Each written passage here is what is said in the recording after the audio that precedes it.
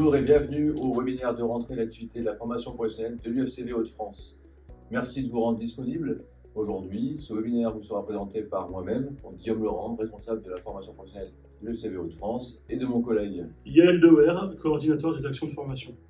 L'objectif de ce webinaire est de partager avec vous nos actualités, les actualités de la formation professionnelle dans les domaines de l'animation socioculturelle et sportive. Au menu aujourd'hui, présentation des diplômes GEPS, la réforme, l'organisation des blocs de compétences, la présentation du panorama parcours et compétences, nouveautés chez nous, et enfin, calendrier prévisionnel des ouvertures 2025-2026.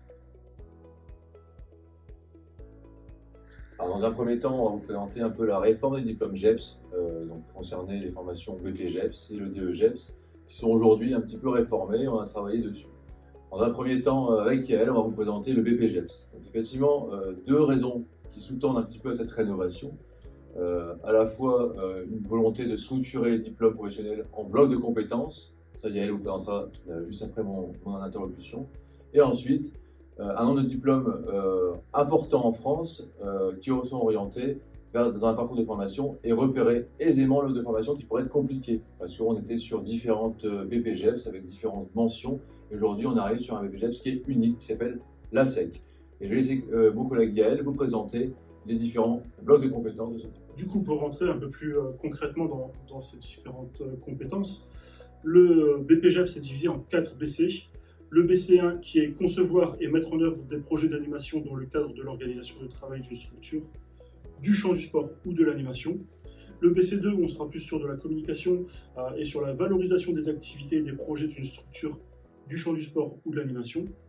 Le BC3 où on retombe là dans l'animation proprement parlée, dans la conception, la conduite en sécurité des séquences d'animation et des séances d'activités culturelles, éducatives ou sociales.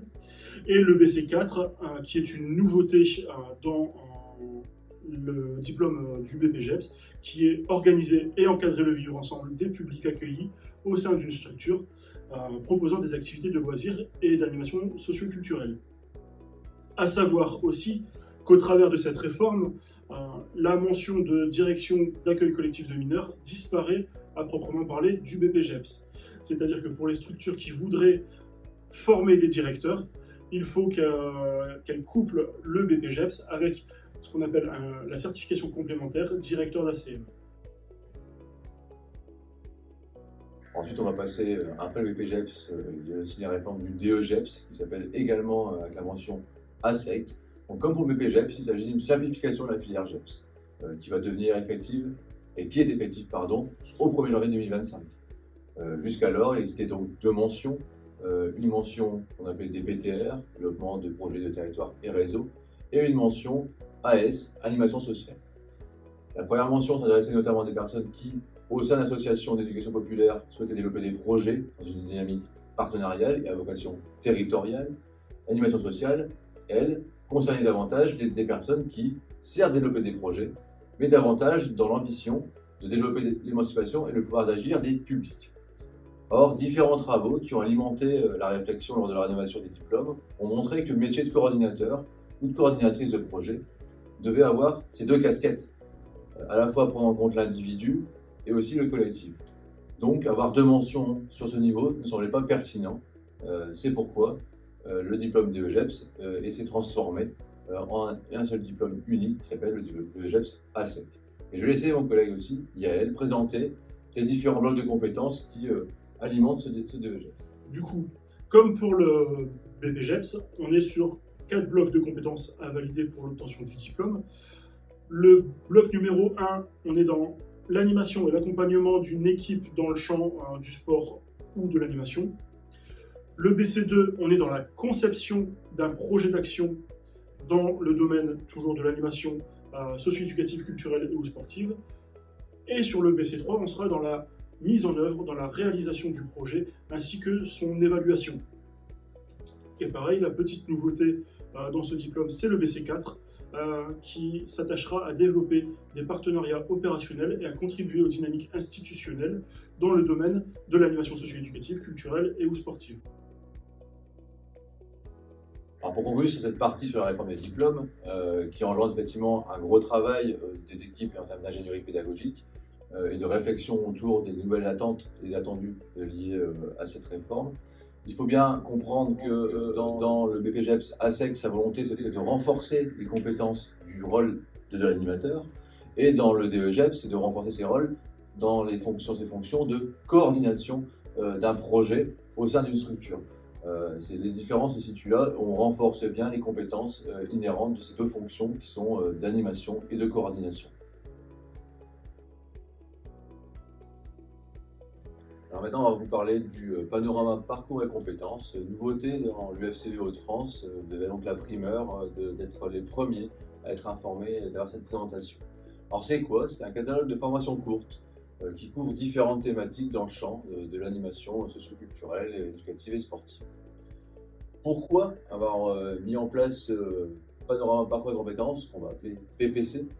On a repéré un besoin de monter en compétences des professionnels sur les différents territoires sur lesquels l'UFCV est présent. Et aussi proposer des réels parcours de formation pour la montée en compétences de ces professionnels dans le cadre de ce PPC. Je vais laisser mon collègue Yael vous présenter un peu plus de manière concrète l'opérationnalité de ce PPC. Du coup, comme l'a dit mon collègue Guillaume, différentes thématiques qui sont proposées et abordées au travers de ce catalogue. On a animation et loisirs, citoyenneté et engagement, inclusion et accessibilité, numérique et technologie, transition écologique et enjeux sociétaux, et pour finir, épanouissement et compétences professionnelles. Au travers de ces formations, nous, l'UFCV Hauts-de-France, nous proposons une valorisation du parcours via les Open Badges qui viennent certifier la montée en compétences.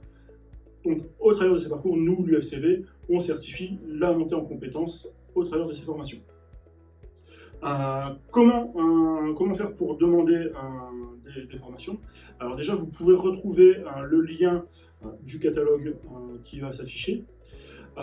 Une fois que vous avez ce lien, que vous avez pu parcourir le catalogue, vous pouvez nous envoyer un petit mail en nous disant je voudrais telle ou telle formation pour pouvoir justement entrer en contact avec nous.